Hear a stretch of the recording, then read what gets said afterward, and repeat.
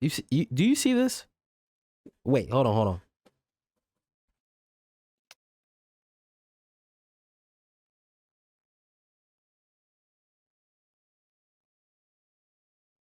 All right, I'll just making sure you guys can see this. Now, this SD card right here, okay? This has to be probably one of my favorite SD cards, okay? This SD card I use for Sony. I have a Sony camera. I have the A7R4, and pretty much this SD card can hold up to 256 gigabytes of storage, okay? Actually insane.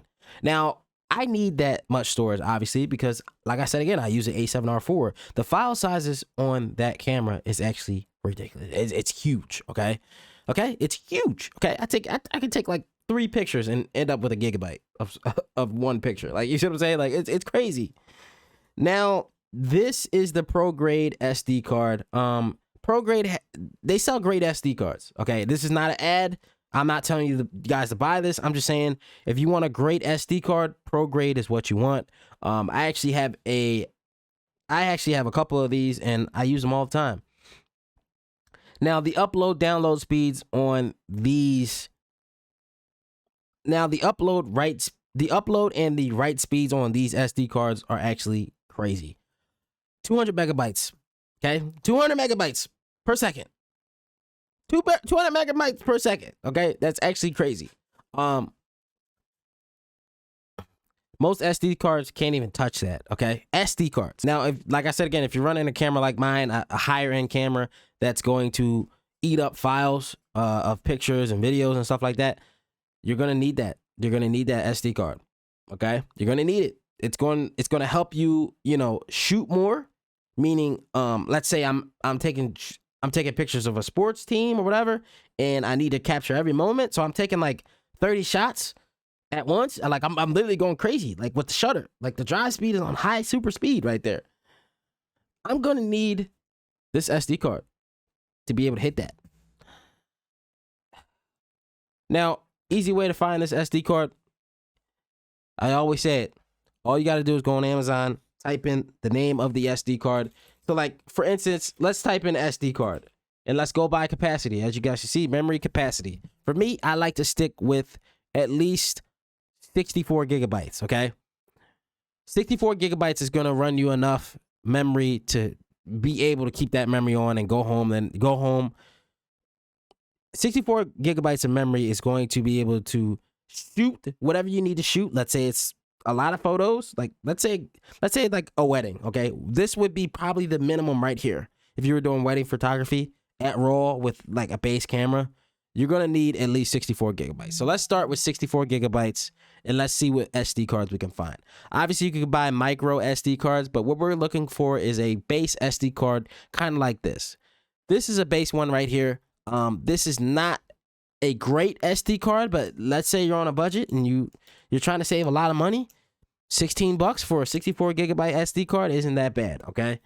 But for me, I like to go a little high end, okay? This SD card right here is a lot better than this one. People might not know that though. People might not see that.